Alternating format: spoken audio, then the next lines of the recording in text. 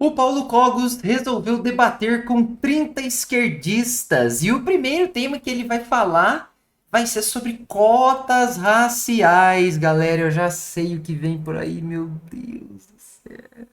Ó, o pau quebrando. Vamos ver o que, que ele vai falar. Vamos ver a apresentação dele, ver quem que é ele, né, primeiramente. Vamos ver o que, que ele vai defender e aí a gente segue Olá, a eu sou vida. Paulo Cogos, economista e filósofo, ativista libertário de direita e estou na zona de fogo contra 20 esquerdistas.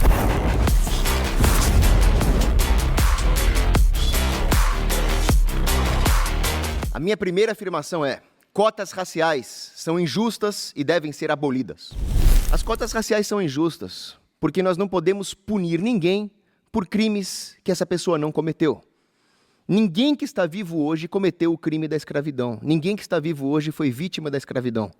Todos os fatos históricos... Não, aí, assim, indiretamente sim, né? Indiretamente sim, né? Vamos ser didático. Tá todo mundo na linha de partida. Tem uma linha de partida de uma corrida. Aí tá lá no começo, beleza? Aí a gente vai fazer uma corrida de revezamento.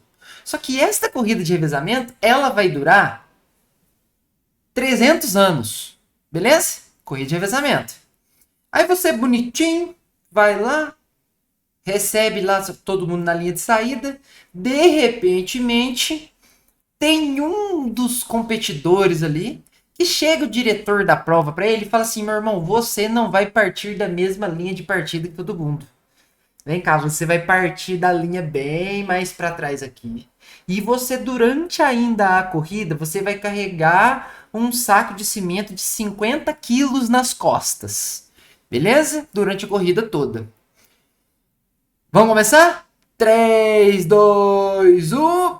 Valendo! Todo mundo sai correndo. Quando esse competidor que está carregando esse peso todo, que saiu de trás, for revezar com o próximo dali uns 20, 30, 40, 50 anos, o próximo que pegou dele já vai pegar, né? Já vai pegar meio atrasado. E o próximo também, e o próximo também, e o próximo também. 100 anos depois do início da corrida, alguém vira e fala assim, ó: crimes que essa pessoa... raciais são injustas porque nós não podemos punir ninguém por crimes que essa pessoa não cometeu. Ninguém que está vivo hoje cometeu o crime da escravidão. Ninguém que está vivo hoje foi vítima da escravidão. Tá vendo?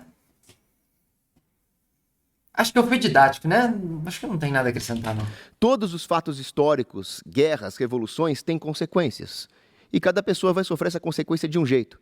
Agora, nós não podemos confundir questões socioeconômicas e questões morais com o direito objetivo. Aristóteles já dizia, se nós não Não, mas peraí, não tem questão moral nenhuma, não. Não entendi. Por que questão moral? tivermos leis claras, objetivas, nós vamos dar margem à arbitrariedade e à tirania. Além disso, as cotas sociais ignoram dois pontos importantíssimos. Primeiro, houve escravidão de todo mundo contra todo mundo. Houve brancos escravizando negros, negros escravizando outros negros, negros escravizando brancos, enfim. É mentira! É mentira! Todo mundo se escravizou. Se nós fôssemos fazer aí uma cotização de quem escravizou quem, o mundo nunca ia parar para evoluir. Ah, tá, no cenário mundial, né? Não, sim, por exemplo. A gente já teve outros casos de escravidão no mundo que não foi escravidão racial, né? Por exemplo, no Egito a escravidão foi social, né? Basicamente, né?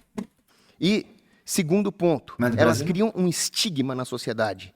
Eu não acho que nenhuma raça é inferior à outra Mas ponto não de mesmo. precisar da ajuda do Estado para conseguir qualquer tipo de ação afirmativa. Então, mas não é isso que O as que nós cotas precisamos é respeitar os direitos de todo mundo como ser humano e como cidadão e criar instituições livres para que todo mundo possa prosperar juntos, enquanto sociedade coesa, e não criar esse tipo de divisão.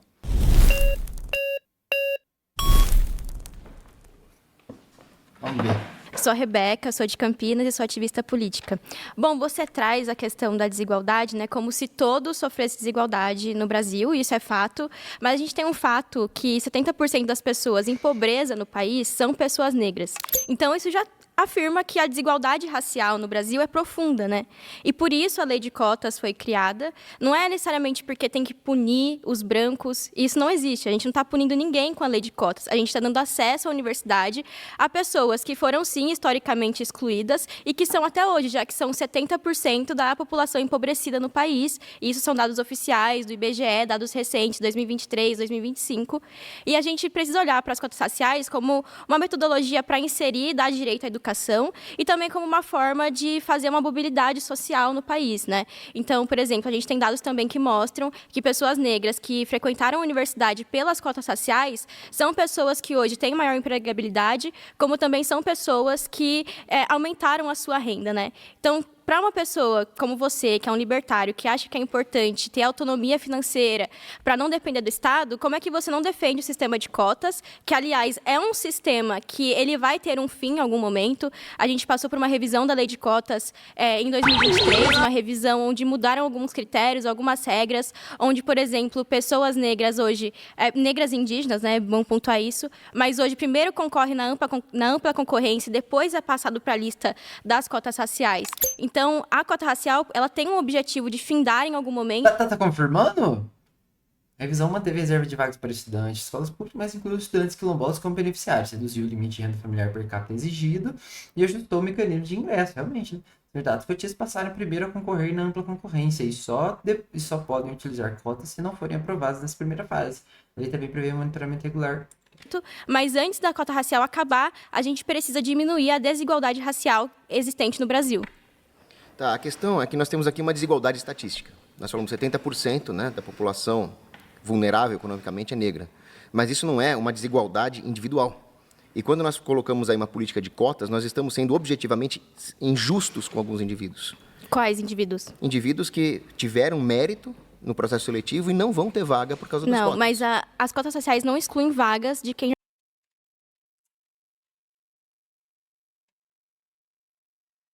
Ai, galera. Pô, gente, 2026 já, gente. O cara tá falando de mérito. Mérito. Falando de cotas, porque cotas são injustas com quem teve mérito. Mérito. já está concorrendo.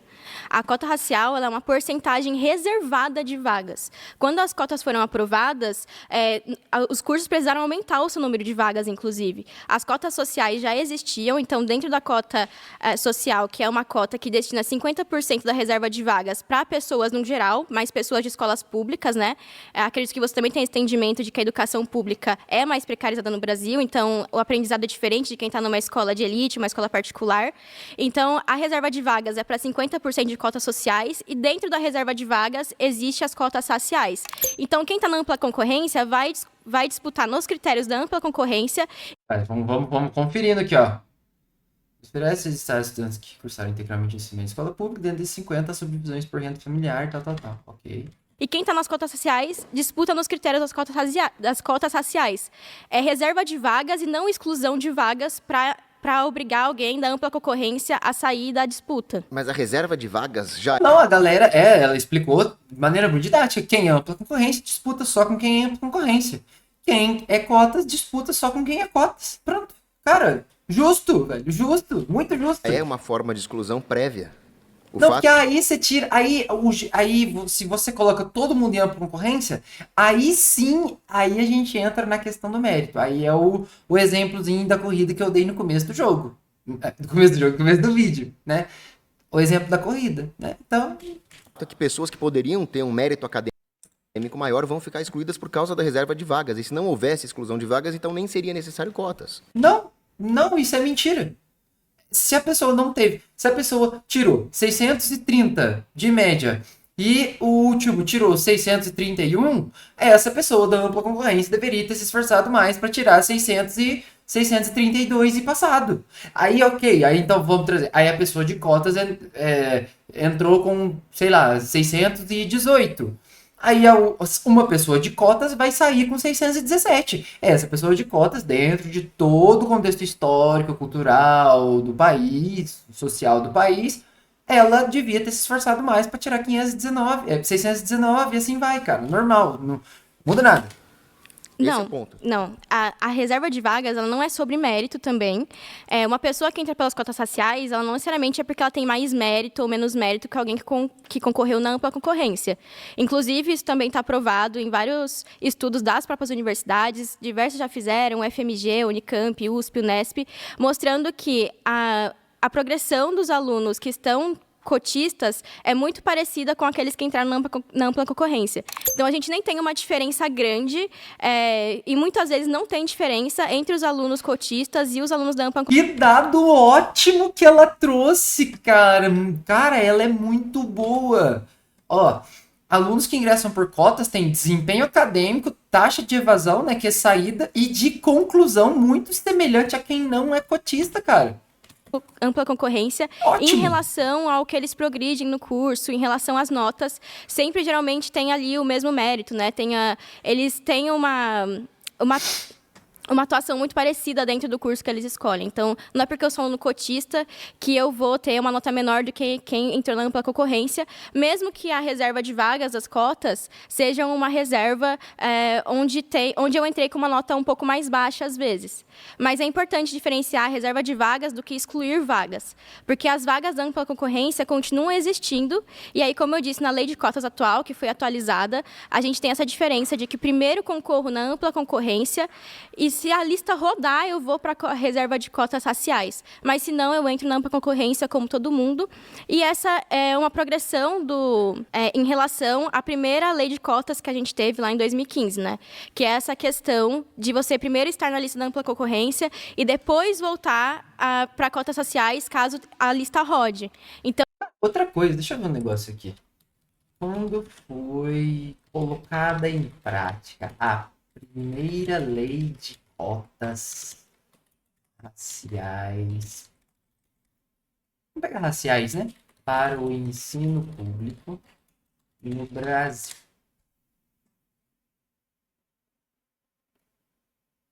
A primeira lei de cotas raciais em âmbito nacional foi sancionada em 29 de agosto de 2012. Cara, em 2012, né, velho? Eu quis pesquisar isso porque a escravidão no Brasil acabou muito, entre muitas aspas, em 1888, né? E, cara, só em 2012 a gente veio corrigir um erro histórico social gigantesco do Brasil, né, cara? Que demora, velho. Então, já é um avanço em relação a afindar as cotas raciais, que é o objetivo, desde o início, quando as cotas raciais foram implementadas, elas tinham o objetivo de ser uma política pública que em algum momento vai acabar, porque é uma política pública para diminuir a desigualdade racial no país, e quando a gente tiver esse resultado, as cotas raciais não vão mais precisar existir. Então, o ponto é o seguinte, eu entendi o sistema, Rebeca. O problema é que a quantidade de vagas é fisicamente limitada. Existe um número de cadeiras dentro da classe. Então, se existe uma reserva, por qualquer tipo de sistema, nós vamos excluir pessoas que teriam um mérito acadêmico maior, de qualquer condição social ou de qualquer cor de pele. E o problema é esse, a universidade não é feita... O mérito acadêmico maior. O mérito acadêmico maior, velho. O bisavô do cara criou uma empresa que faz não sei o quê, aí o mérito do cara de acordar cedo, ter uma farta mesa de café da manhã, aí depois ele vai pra escola com um carro com ar-condicionado ligado, ele entra numa escola com ar-condicionado, ele estuda com ar-condicionado, quando ele sai ele tem reforço de aula de inglês, natação, jiu-jitsu, não sei o que, e aí depois o mérito desse cara, não, claro, com certeza, um mérito, realmente, né? Cara, não tô dizendo que não precisa ter esforço, velho, mas com certeza isso é muito claro, né, gente? Pelo amor de Deus. E aí, Pablo, beleza? João, tudo jóia? Beleza? É para fazer esse tipo de suposta correção. Ela é feita para formar profissionais que acrescentem valor à sociedade e criem oportunidades para que todo mundo cresça. E aí tem um economista, negro inclusive, Thomas Sowell, que ele mostra que as ações afirmativas acomodaram todo mundo, principalmente as classes sociais, que eram o objetivo dessas políticas. Então, os negros nos Estados Unidos, quando começaram as ações afirmativas, ficaram acomodados nessas políticas públicas. Mas a realidade do Brasil é outra. Só para concluir, Rebeca. É claro que não são todos. A realidade do Brasil mostra que aqui as cotas seriam ainda mais desnecessárias e mais contraproducentes do que nos Estados Unidos, porque os Não. Estados Unidos passaram por As cotas no Brasil são producentes. A gente tem as pessoas que entraram nas cotas, que até o momento são mais de 200 mil, com maior empregabilidade, participando da economia do país e tendo uma renda maior do que quando elas entraram. Lembrando que as pessoas negras são 70% das pessoas empobrecidas no país. Velho, ela é muito boa. Velho, eu não vou em debate desse aqui, porque pra mim chamar o cara de burro em 10 minutos de debate é muito rápido. Só que, cara, ela usou um negócio que ele ali se colocou como libertário, né? Que o Paulo Cogos realmente ele é. Mas só que assim, cara, eu falo burro nesse formato de debate, tá, galera? Só pra deixar claro. Mas assim, ela usou um negócio que, cara, é isso. Eles gostam de individualizar a pessoa o máximo possível, cada um com a sua, não tem essa, não tem estado, não tem nada, né? Mas, cara, é impressionante como que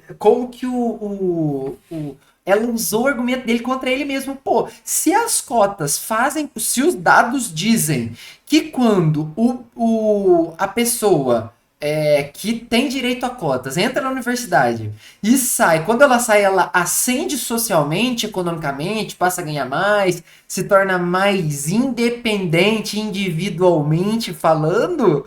Cara, faz sentido cotas pra você que é libertário, não? Veio! Ela foi gênia demais, cara, que doideira! YouTube jogou celular, tô sem nada pra fazer mesmo. Bora ver, Pablo, bora. A última vez que eu via algo do Cox, ele tava discutindo com o Nando Moura e tem gente imitar. Faz tempo que eu não vejo nada dele. Mas acho que aquele foi o último podcast que eu vi do Paulo Cogos também participando, assim, de coisa grande. Sem contar os videozinhos dele da caminhada do Nicolas Ferreira lá, né? Que ele foi, sei lá se ele caminhou mesmo, mas tava lá perto. Então a gente tem sim uma producência dentro das cotas raciais no país. Pausa. E a gente tem provas disso. Caraca, votaram pra tirar ela, tava cheio de bandeirinha verde. Ela tá vindo super bem, velho. Então foi votada, Rebeca. Ô, louco, que doideira, galera.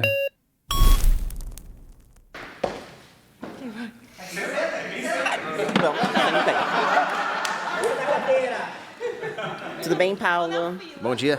Bom dia, eu sou a Amanda, prazer. E aí, eu estava escutando falar atentamente, né? E aí eu acho que o argumento que você levantou se desprende do seu tema inicial. Porque o seu problema não é com as cotas, são com as vagas ociosas, né? Existem vagas ociosas no meio acadêmico, mas isso não está diretamente relacionado à política de cotas, né? A política de cotas, ela não se coloca a ser debatida porque ela é uma política eficiente, ela já se provou, né? Existem estudos oficiais, como do IBGE, do INEP, que mencionam que as cotas raciais, em 10 anos de amostra para o estudo, foram eficientes para a inserção de pessoas negras, pardas e indígenas nas universidades. Então, o IBGE aponta que 800%, o IBGE não, minto. O INEP aponta que 800%, a amostra de pessoas indígenas no ambiente acadêmico aumentou em 800%, enquanto a amostra de pessoas negras no ambiente acadêmico aumenta em 400%. Cara, não dá pra negar que o acesso é muito maior. Então, se o objetivo das cotas era trazer essas pessoas para a universidade, o objetivo foi muito atingido. A gente pode discutir o pós-cota, tá? Até quando as cotas vão ser necessárias? Por que mesmo depois de 20, não sei quantos anos de governo de esquerda no Brasil, ainda precisamos das cotas? Por que ainda tem gente na pobreza? Por que ainda tem fome no Brasil? Isso tudo é muito discutível. Ok, beleza. Mas, cara, o objetivo principal tá atingido, tá sendo atingido. Se a ideia era abrir mais oportunidades e trazer mais gente, né, mais negros, mais indígenas, mais, enfim, né, pessoas mais pobres para a universidade, e o objetivo está sendo atingido, o mecanismo acertou onde era para acertar. E aí, eu sou comunista e eu defendo um modelo em que os vestibulares sejam extintos, né? Que a universidade seja de livre acesso para todos que têm vontade de ingressar no ensino superior, porque eu acredito que um país que investe em soberania nacional acredita também em força de trabalho qualificada para as pessoas que compõem esse território, né? Aí aqui eu já acho um pouquinho de viagem já, tá? Talvez para um outro momento, talvez para um futuro, ou talvez, quem sabe, para um outro sistema socioeconômico, Mas eu acho que do jeito que tá, não tem condição de ser aberto, porque é o número de vaga é limitado, a estrutura é limitada, a não ser que a gente investisse, sei lá, não sei quanto mais vezes o que já é investido hoje em dia para cotas, mas para entrada das pessoas, né? Mas deixar livre assim, quem quiser entrar vem fazer parte. Não sei se seria producente no caso do Brasil especificamente, no momento atual em que estamos. Teria que ser, acho que teria que mudar, se não mudar toda, mas uma boa parte da estrutura do universitário do Brasil. Esse formato de debate é meio complicado, não dá tempo. Não dá pra elaborar muito, né, velho? E é o que países fazem ao redor do mundo, Estados Unidos e outros países do centro do capital. E esses países, né, valorizam seus cérebros porque entendem que soberania nacional parte do pressuposto de ter cérebros qualificados no seu território. E acredito que o Brasil, uma vez que pensa em soberania nacional, também deve pensar nessa organização de livre acesso às universidades a quem precisa, ou quem quer estar nas universidades. Pensando nisso, eu acredito que a gente pode debater qualificações para a lei de cotas, porque eu acredito que a lei de cotas precisa ser editada e ela precisa pensar em outras coisas, como a expansão da lei de cotas para pessoas trans ou para pessoas LGBT, né? Que a lei de cotas precisa também pensar em permanência estudantil, a gente precisa debater permanência, acesso à universidade não é só... Isso é muito importante. Cara, quando eu fiz da universidade, eu vi muita gente sair porque, cara, não tinha condição de pagar o aluguel, já tava assim, sabe? O programa universitário de ajuda no aluguel e de restaurante universitário grátis, ele tava ficando meio apertado, né? Teve aquele corte das verbas das universidades em 2015, se eu não tô enganado, 14, sei lá. E, cara, foi um negócio bem complicado. Eu vi mesmo, sim, alguns amigos conhecidos falar, cara, infelizmente vou ter que vazar, vou ter que ir embora. Cara, não tô conseguindo, não é questão se fosse o aluguel, beleza, mas não consegui um emprego, não tô conseguindo bolsa, tá muito. E aí já tô com 3 meses de aluguel atrasado, se eu ficar mais aqui eu não sei qual que vai ser meu futuro. E aí, velho, foi ficando uma situação complicadíssima, sabe? E realmente isso é verdade. A ideia de expandir e aumentar muito a acessibilidade, qualidade do ensino básico e técnico. Se superior especializado, isso é uma regra muito maior. Verdade. Aí, ó, tá vendo? Ó, mais um exemplo aqui, né, no chat e tal. Cara, realmente, a tua ideia é mais ou menos igual a dela, né? Expandir tanto que não precise ter um vestibular, sabe? Isso demoraria tempo, mas eu acho que seria realmente muito bom. Porque aí todo mundo que gostaria muito de investir, né, investir em conhecimento mesmo, tempo numa área, estudar, fazer pesquisa, essa pessoa, ela ficaria no Brasil e não precisaria ir para fora para desenvolver sua pesquisa ou algo do tipo. Vai estar lá. É como você vai se locomover, é o que você vai comer dentro da universidade. Sim. Então a gente vai debater, né, os restaurantes populares. Enfim, a gente precisa incluir essas discussões dentro da lei de cotas e lidar com as vagas ociosas. Agora, uma coisa não depende da outra e não existe exclusão, porque o que exclui a sociedade brasileira das universidades não é a lei de cotas, são as vagas ociosas. Então, a gente termina o período com 100, 120 mil vagas ociosas que não são distribuídas, e aí existem sistemas que vão pensar nisso, como o SISU, o ProUni, mas não é uma solução tão eficiente. Então, acho que seu problema está longe de ser com lei de cotas. Não, meu problema é com o princípio que está por trás disso. É o estigma que isso causa. É você substituir a cidadania por qualquer critério que você queira estabelecer, cor de pele ou condição de opção sexual. Não, a cidadania... Orientação sexual. A cidadania tem a ver com o fato de que eu sou um ser humano brasileiro, ponto final.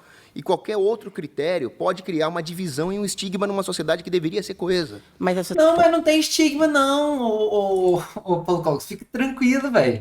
Pô, realmente é lamentável que se precise, tá? De cotas. Todo mundo deveria ter condições sociais, econômicas, né, culturais, enfim, de entrar numa universidade, né? Se a gente vivesse numa sociedade igualitária, mas, cara, não é, velho, não é. Você vai fazer o quê? Tem que arrumar maneiras de equalizar isso. Aí, se de maneira temporária ou se de maneira fixa, ou aí a discussão acho que vem depois, né? Mas, poxa, se o mecanismo de cota era colocar mais, dar mais acesso a pessoas negras, indígenas, mais pobres, blá blá blá blá, para a universidade, ela atingiu o objetivo? cidade é dividida. Você já foi num bairro na periferia do capitalismo aqui em São Paulo e já foi no Jardins Paulista? Se dividem claramente, o acesso à educação é dividido. Já existe segregação. Mas e é o meu por isso ponto- que a gente precisa reparar essas coisas. Amanda, Pô, velho, esse exemplo é muito bom, galera. Esse exemplo é muito bom. Eu já com muita gente eu converso sobre esse negócio das cotas. Eu sempre dou esse exemplo, velho. Cara, a minha cidade é uma cidade pequenininha, tem 14 mil habitantes aqui na minha cidade, no interior de Minas Gerais, cara, no sul de Minas Gerais. Velho, 14 mil habitantes. Ou, aqui no interior, cara, o custo de vida aqui é bem menor. Emprego aqui, cara, tem praticamente à vontade, sabe? Eu acredito que a cidade aqui vá meio que a pleno emprego. Não sei se vai ter tudo para sua área, uma empresa que você vai subir de cargo a cada 2 anos e afim, mas, cara, beleza, vai, tem emprego aqui, sabe? Você não fica sem emprego aqui, sabe? Se estiver disposto a, tipo, ir para outras áreas que não seja a sua e tudo mais. Cara, mas a questão principal é, velho, eu falo. Quer entender como é que a questão racial ainda é muito presente?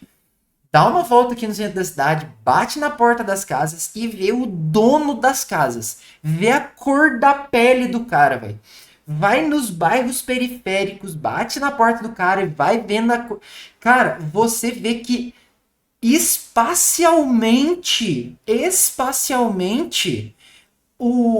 a questão racial se organiza. Eu sou geógrafo, né? Então, a sociedade, por questão de raça, ela ainda é espacialmente segregada. Não é só socialmente segregada, não. Onde acesso de pessoas e tudo mais. Cara, ela é espacialmente. Aí eu fico pensando, imagina em São Paulo, velho. Imagina no Rio de Janeiro, em BH, nas grandes cidades, nas grandes capitais, o quanto que isso ainda é mais espacialmente segregado, dividido, velho. Cara, é muito fácil de perceber. Se você acha que alguém tá te enganando, se você acha que alguém tá querendo te passar pra trás, te convencer de uma coisa que... Cara, não olhe por você. Visite você, velho. Visite você, a periferia e o centro da sua cidade. Sabe assim, aqui é muito perceptível, cara. Muito perceptível isso, sabe? Claramente a gente tem uma divisão espacial racial mesmo. Claramente. E quando a gente vai falar de educação e faculdade, universidade, aí que piora a situação, né? A grande questão é que diploma se tornou obrigação para todo mundo que quer ter um emprego decente. Eu penso que isso é uma cagada absurda. Eu também.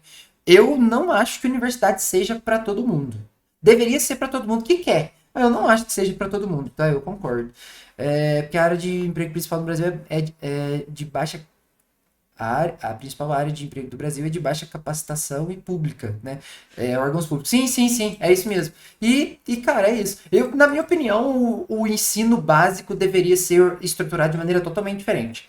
Pega o que todo mundo aprende até o 9º ano, e estica por mais 3 anos pra galera aprender o básico bem aprendido, e usa o que se aprende no ensino médio só para os cursos que você for aprender na universidade. Cara, essa é a minha proposta muito simples para a educação brasileira. Cara, eu acho que resolveria uma boa parte dos problemas. Que aí os professores vão ter tempo de ensinar a galera decentemente, de maneira organizada, de maneira mais tranquila, o básico bem ensinado, né? Português, ciências, matemática, geografia, história, blá, blá, blá, né? De todas as matérias. E, cara, o que você aprende no ensino médio, que é um negócio extremamente aprofundado, sei lá, cara, aumenta 6 meses ou 1 ano nos cursos universitários do ensino superior, e aí você aprende aquilo ali aprofundado daquele jeito se você for usar na sua área. Porque não tem por que eu ficar aprendendo a estrutura de uma célula se eu vou ser, sei lá, cara, engenheiro civil. Pô, velho, pouco me importa esse negócio. A mesma coisa não importa muito pro cara que vai ser professor de inglês aprender a fórmula de Bhaskara, sabe assim? É importante estudar, é importante conhecer, mas talvez se o básico fosse ensinado melhor, a gente não teria tantos analfabetos funcionais no Brasil. O cara forma no 3º ano do ensino médio, você pede para ele interpretar um texto básico, um gráfico básico, o cara não consegue. Meu ponto é justamente esse. Nós estamos encobrindo o problema que existe na educação de base com essas medidas paliativas que não resolvem com as cotas sociais. Como é que nós vamos fazer para que a educação de base dê oportunidade a todas as pessoas terem condições de prestar um vestibular. Perfeito. Primeiramente, a gente tem que extinguir o teto de gastos, né? E começar a pensar em financiamento público de saúde, de educação básica. A gente precisa pensar, concordo, na educação de base, mas não dentro de um governo neoliberal, não dentro dos governos, inclusive do governo petista, né? Que sucateia também a educação. Então, a gente precisa... Eu falo, os comunistas estão com implicância com o PT. Tá vendo? Tá vendo? Eu falo. Pensar em organização de financiamento. Não, é justamente o contrário. Aí você está cometendo o mesmo erro que você comete quando você fala que tem que ter uma universidade sem vestibular e acesso para todos. Sim. Existe uma quantidade escassa de recursos educacionais, de construção física de universidades, de professores. Existe a realidade da escassez. Não adianta estourar o teto de gastos. O dinheiro é limitado, os recursos são limitados. Existem prédios em São Paulo que poderiam... Não, cara. Isso aqui é a coisa mais... Cara, isso que o Cogos faz, cara. Nossa, me desculpa, velho. Mas sinceramente, velho. Isso aqui é a maior covardia que existe, cara. Bom, eu sou contra cotas e também sou contra aumentar o investimento. E também sou contra... Irmão, sabe do que você é a favor? Eu vou te falar do que você é a favor. Eu vou te falar do que você é a favor, tá? Meia-noite eu te conto do que você é a favor, viu? Foi, Amanda.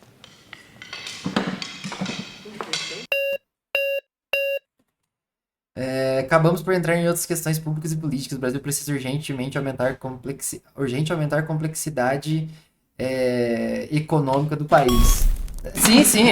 Tem que tirar dinheiro de algum lugar mais producente, né? Talvez não, obviamente não demonizando o agro 100%, mas, cara, o produto do agronegócio, que é uma grande parte da nossa exportação, é um produto barato de venda, né? Então a gente vende coisa... É o basiquinho, né? Vende coisa barata pra fora, compra coisa cara de fora, que é tecnologia, que a gente não desenvolve nenhuma, né? Então, economicamente, a gente vai ficando mal e aí não vai sobrar dinheiro pra investir no que é importante nunca. Primeiras damas. Prazer, Cogos, eu me chamo Andressa Veiga, sou advogada, produzo conteúdo nas redes. O pessoal já trouxe aqui muitos outros dados, mas eu quero tratar de uma questão que não foi tratada aqui, que é a neurociência. Por que é importante que pessoas negras encontrem outras pessoas negras na universidade?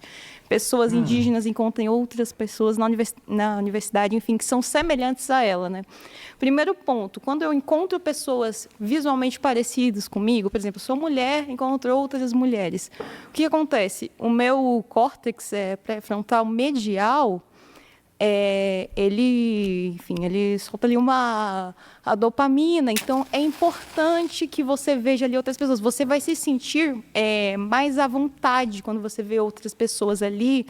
Enfim, ocupando cargos de reitoria, professores. Eu, por exemplo, só tive em 5 anos de graduação, só tive um professor negro na universidade.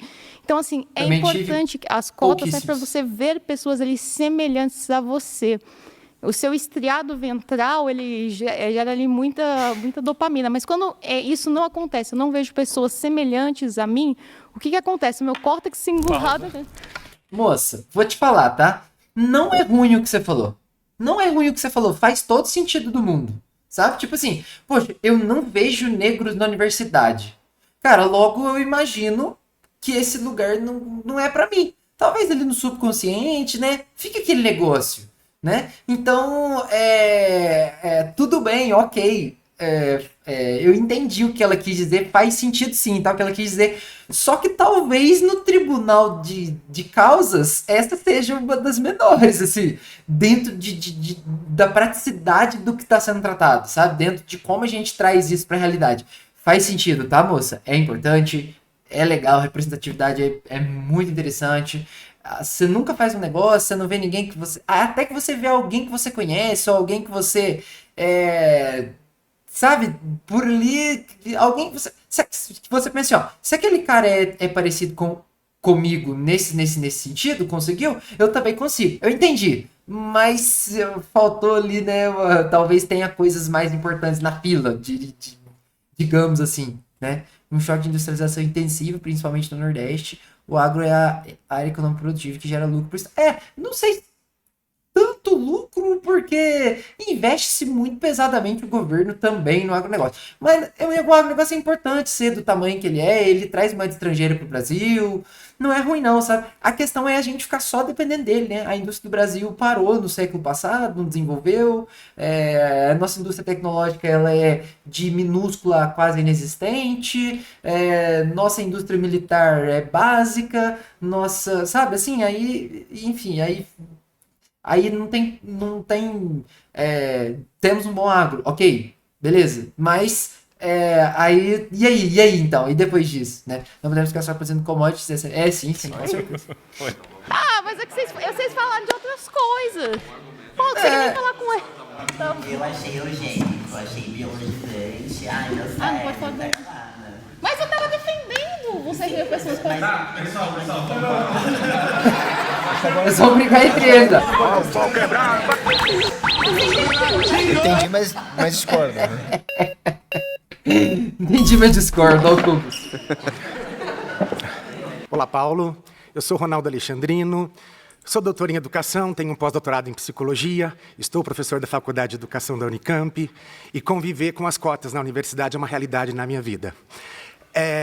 Ouvindo o debate que você fez com a Rebeca, eu só queria complementar. Só uma observação aqui, nada a ver com o tema, mas essa galera que vai em debate vai ter que começar a fazer um cardiozinho pra ir, viu? Porque essa corridinha da cadeira, onde eles estão, até a cadeira do debate, tá fazendo a galera chegar tudo esbaforido. Eu tô quase morrendo. A fala dizendo que as vagas reservadas, elas vêm da ampliação de vagas.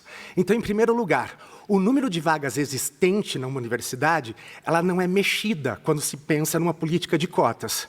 A gente amplia a partir de cálculos que a própria universidade faz, para que daí, então, a gente efetive o sistema de cotas.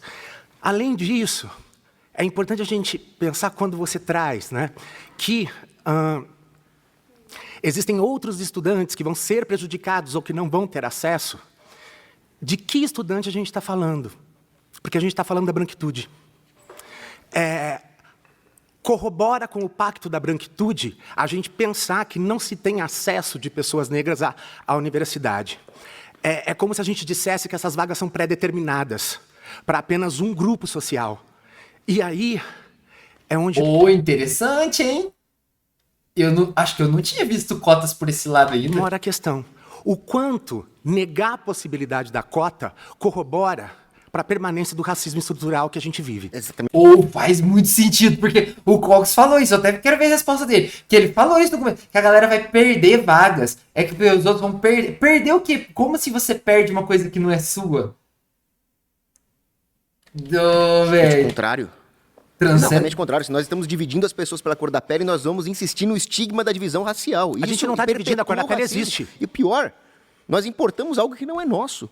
Os Estados Unidos têm esse problema. Como eu estava falando na outra rodada ali, os Estados Unidos tiveram um problema de apartheid, de lei de Jim Crow. E mesmo assim, antes mesmo de abolirem essas leis, pelo simples fato de começar a ter maior liberdade econômica com o fim da Segunda Guerra Mundial, os negros começaram a se inserir na sociedade americana e prosperar simplesmente porque eles têm talento para isso. Ponto final. A primeira lei de cotas do Brasil é a Lei do Boi, você conhece?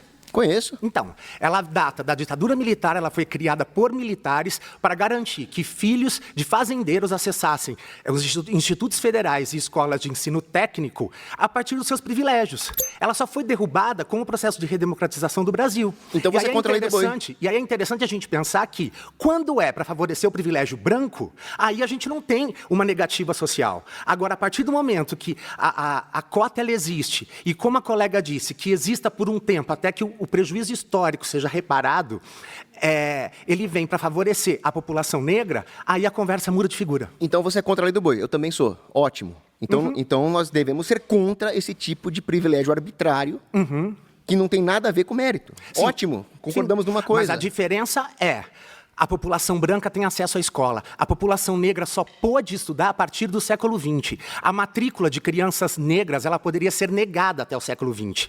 Na época da escravização do povo negro, essas crianças, essas pessoas não tinham direito sequer a fazer a sua matrícula na escola. E aí não dá para colocar na mesma balança. É como se a gente colocasse um Fusquinha e uma Porsche na mesma pista de corrida e falasse, quem ganha?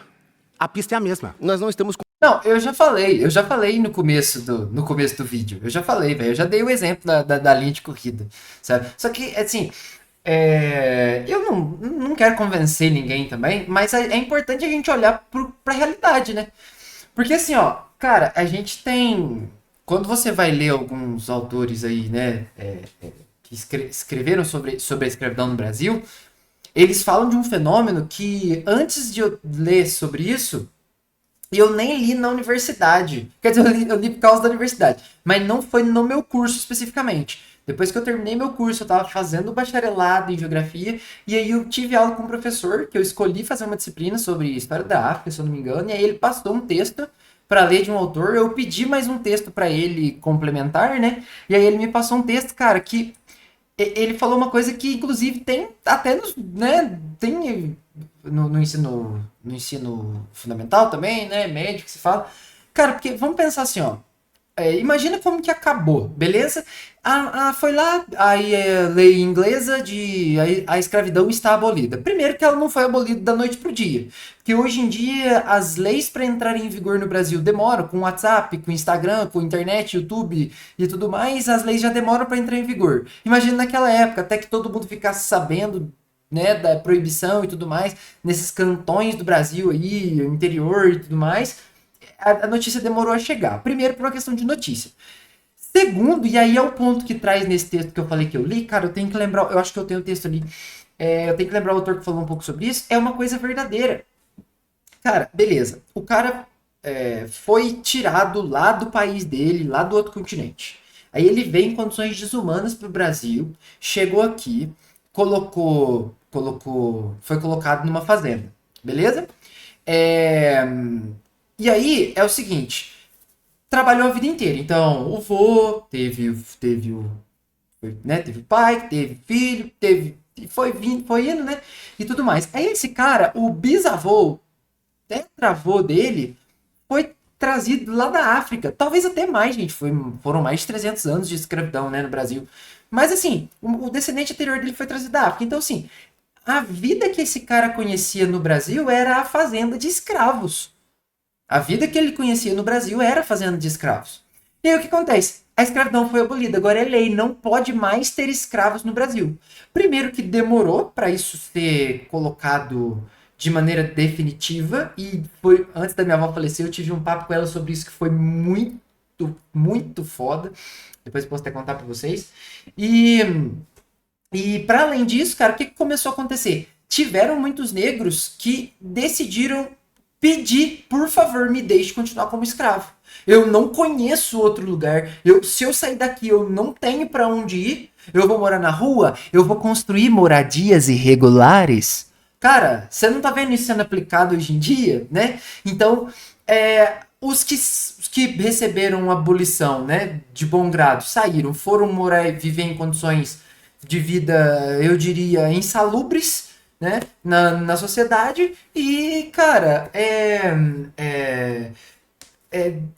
as pessoas que estão hoje, os negros que estão vivendo hoje no Brasil, são descendentes desses povos. Então, tipo, eu trago alguém contra a vontade dela pro meu país, ela me ajuda a construir minha fortuna, depois eu liberto ela, eu expulso ela com uma mão na frente e outra atrás e fala, beleza, agora os meus filhos, os meus netos vão competir com os seus filhos e os seus netos para uma vaga na universidade. Se vire aí. Tenha mérito. Tipo assim, cara, eu não consigo ver justiça nisso. Eu devo ter entendido isso muito errado, cara. Porque se a gente for olhar só com o olhar de hoje, beleza, eu nasci do meu pai, a pessoa nasceu do pai dele ali, eu e ele não temos nada a ver com isso. Só que como é que eu excluo a história de um ser humano? Como é que eu excluo a história de um grupo? Como é que eu excluo? Não dá pra excluir, velho. O período que a gente passa, ainda mais as classes mais baixas e médias do Brasil, um período que a gente passa, né, na nossa vida, ele é muito curto para atender na questão social. Um período de vida. E a gente tem que pensar no seguinte, cara, 1500 o Brasil foi descoberto. Até 1888, de novo, entre aspas, teve escravidão. 388 anos de escravidão. Aí a gente tem 100 e poucos anos sem escravidão. Na história do Brasil, a gente tem mais tempo de escravidão do que sem escravidão. Então, será que não é pelo menos para pensar, cara? Será que está sendo justo? Será que realmente eu e ele partimos do mesmo ponto, sabe? Os escravos libertos, entre as, na Lei Áurea, foram completamente escanteados. Sim, foram completamente escanteados, né? Então, eu acho que eu acredito que, historicamente, isso tem reflexos hoje em dia. E que a lei de cotas busca corrigir isso, tá? Tá conseguindo. Pelos dados, tá conseguindo. Agora, qual que é a minha crítica a ela? É o pós-lei de cotas. Por que que ela ainda é necessária? Essa é a minha crítica. Competindo, não existe isso de 2 fusquinhas numa corrida, existe a sociedade cooperando para criar um Brasil maior. E a gente só coopera quando a população negra tem acesso, quando a população trans tem acesso. A gente só garante equidade quando todo mundo pode viver a mesma vida dentro de uma universidade. A base não é o critério de acesso para a universidade, porque isso são recursos escassos. A base são princípios de cidadania e liberdade que tem que valer para todos, independentemente da cor ou da orientação sexual. Esse é o eu ponto. concordo. Ótimo. Agora, se nós temos recursos escassos, nós precisamos promover a liberdade econômica e critérios técnicos livres para que a sociedade gere mais recursos e esses mais recursos deem oportunidade para pessoas que estão na base social. Não adianta mudar a realidade econômica com uma canetada. Quem resolve isso é o empreendedorismo. Não sei se eu concordo com isso, mas, com o finalzinho, mas no começo, sim, verdade. Não, o ideal era não precisar de cotas, mas e até lá? Como é que a gente faz para meio que equivaler isso? Como é que a gente faz para balancear o negócio? Mas a gente repara um prejuízo histórico. Não, eu não tenho nada a ver com isso, eu não escravizei ninguém, eu não tenho culpa disso. Eu não Mas tenho a que gente separar de vive nada. uma sociedade que E outra, escravizou. existem brancos pobres, como é que eles vão fazer? Existem brancos pobres. Mas a gente... Pausa. Fechou. Mas tem cotas? Tem cota para branco pobre também.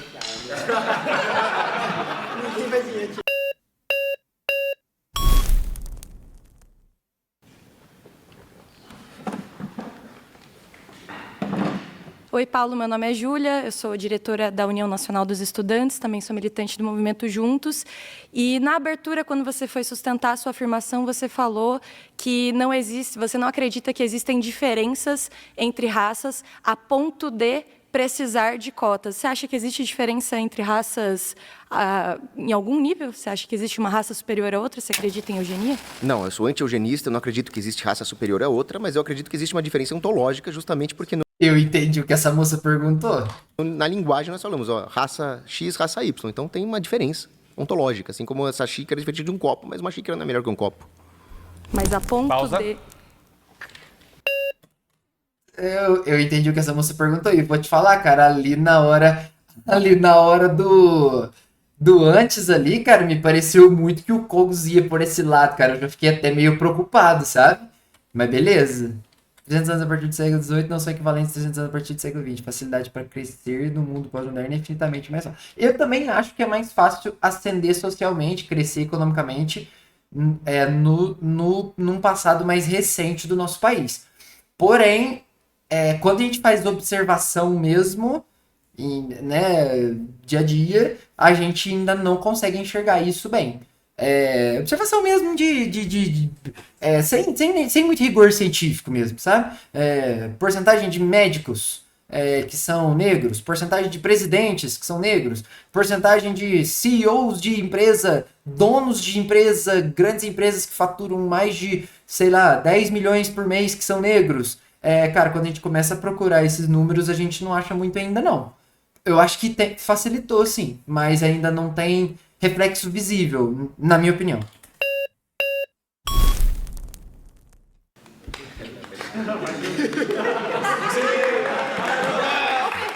Até que enfim conseguiu. Bom dia, eu sou Leonel, moro na cidade de Jandira, sou formado em gestão financeira pelo ProUni, que é uma política afirmativa, assim como a lei de cotas. No início da sua fala, você falou assim, escravizaram e eu não estou nem aí, não é culpa minha, né? Eu não tenho responsabilidade nenhuma sobre isso. Só que assim, e aí eu não preciso reparar nada. Mas ninguém está pedindo que assim, você, a pessoa, Paulo Kogos, a sua opinião, repare. O Estado brasileiro tem que fazer essa reparação. Por quê? Foram mais de 300 anos de escravidão. O Brasil foi o último país a abolir a escravidão. Aí, o que acontece? Diversos outros países que tiveram a escravidão tiveram a sua reparação histórica. Vamos pegar o exemplo, o maior, o ícone aí do capitalismo, do liberalismo, os Estados Unidos teve uma reparação histórica com seus escravos, e o Brasil não teve. E quando a gente está falando disso, a gente está falando de um Brasil que também passou por um processo de embranquecimento. A gente não pode esquecer que os escravos foram jogados na Rua da Amargura, as pessoas escravizadas foram jogadas na Rua da Amargura, enquanto alemães ganharam terras, italianos ganharam terras, japoneses ganharam terras, títulos, direitos, entendeu? E aí a gente está falando da questão do racismo estrutural. A gente vive numa sociedade que, se você é uma pessoa negra e você Nem todos, né? Mas eu anda na entendi. rua, você já foi abordado pela polícia? Já. E como foi o tratamento? Tranquilo. Então, eu já fui e não foi. E eu não estava no lugar errado, não estava na hora errada, e simplesmente pela cor da minha pele. Alguém já te seguiu numa loja de roupa? Você, vou entrar aqui no shopping, numa loja, vou ver alguma coisa, o segurança já te seguiu? Pior que já. Na Europa, porque eu era brasileiro. Ah, então. Foi ruim, né? Foi ruim, né? Então, aqui no Brasil, isso acontece todos os dias com a população negra. Você sabia que a população negra que mais morre é vítima da polícia? Pelo suposto auto de resistência? Que eles forjaram, depois colocou câmera e diminuiu Mas horrores? a cota não vai ajudar isso em nada, só vai piorar, só vai não criar mais estigma, não mais vai. racismo. Sabe Claro por que quê? vai. Não vai, sabe por quê? Essas pessoas não são inseridas, elas foram empobrecidas, você entendeu? Elas foram marginalizadas e agora a gente precisa fazer essa reparação histórica. A cota, o que acontece? A gente está falando de uma reparação. São políticas afirmativas que vêm para resolver um problema. Negar isso é falar que não existe esse problema e garantir o privilégio de pessoas brancas. Mas o problema é que todo mundo acha que vai resolver o problema. O problema é que as políticas públicas são contraproducentes, elas pioram o problema. É só você ver, mais uma vez, o caso dos Estados Unidos. Eles colocaram lá as ações afirmativas para reparar o problema das leis do Jim Crow. O que aconteceu? Tinha gente que não era índio se identificando como índio. Tinha 50 mil índios lá no censo, depois das ações afirmativas tinha 80 mil. Isso também acontece no Brasil, tá? Mais pessoas passarem a se identificar como indígena, por exemplo. Mas eu acho que tem muito mais a ver com uma questão de diminuição do estigma. Eu acho que por causa das questões de conscientização e até aquele bullying, como é que eu poderia dizer, o bullying pedagógico que acontece na internet com as pessoas, né? De, você é preconceituoso, vem alguém e te escracha na internet. Aí eu acho que a galera meio que foi tendo receio de ser preconceituoso, e aí eventualmente a galera foi se ficando mais tranquilo para se autodenominar.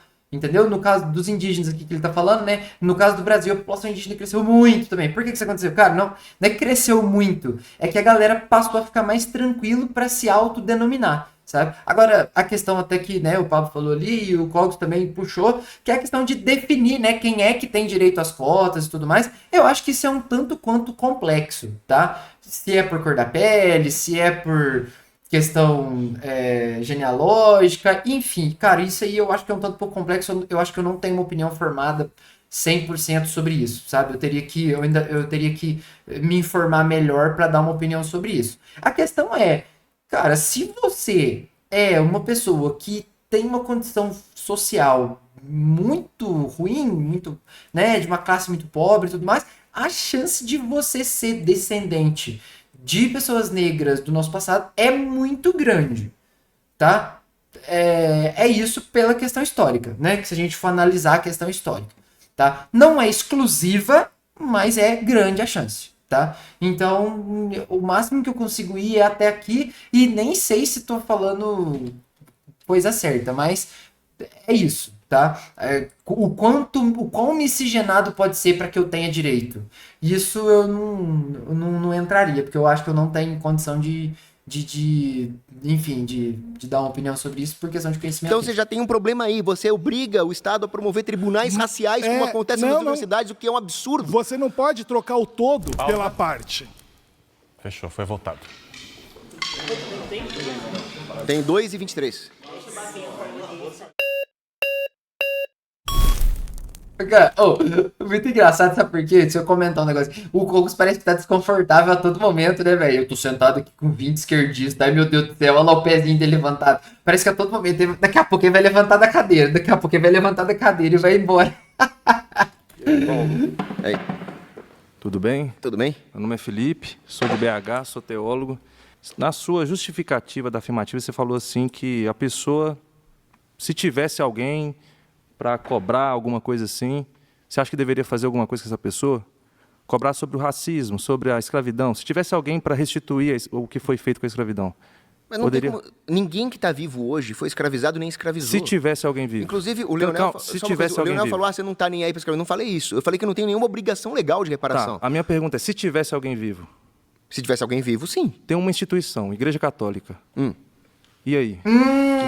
Agora pegou no ponto do Cogos, meu Deus. Que fez além de lutar pela abolição da escravidão. Não, devolveu o que ela pegou. Ó, lá em Ouro Preto, eu sou de Minas Gerais, lá em Ouro Preto, quando você entra lá, você tem duas configurações. Minas, do que foi retirado, do que o preto estava lá dentro sendo escravizado, e tem as igrejas, cheio de ouro do que os pretos tiraram.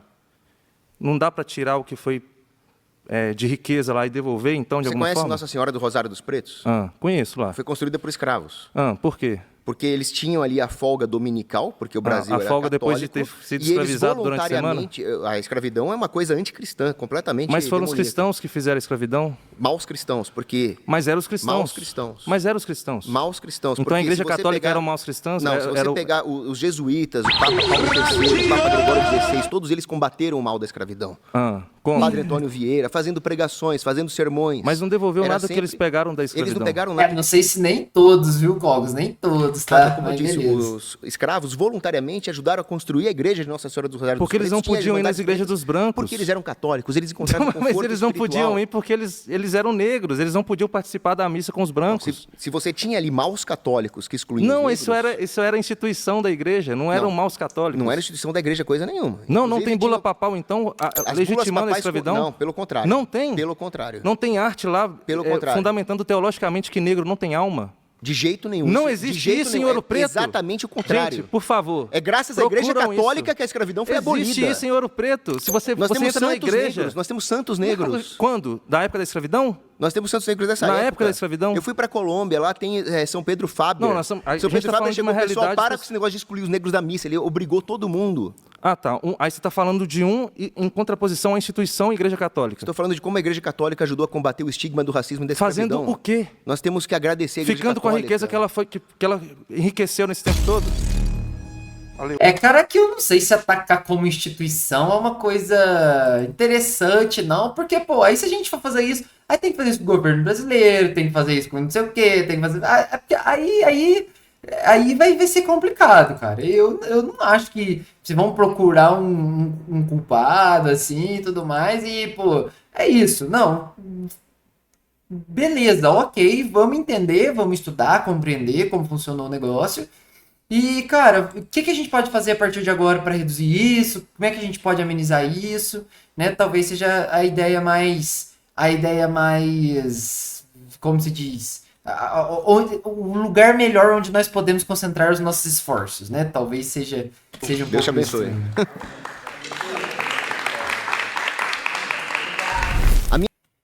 Beleza. A primeira afirmação dele foi isso, né, galera? E aí fica aí a reflexão aí, não sei o que vocês acharam e tudo mais, né? Mas é isso.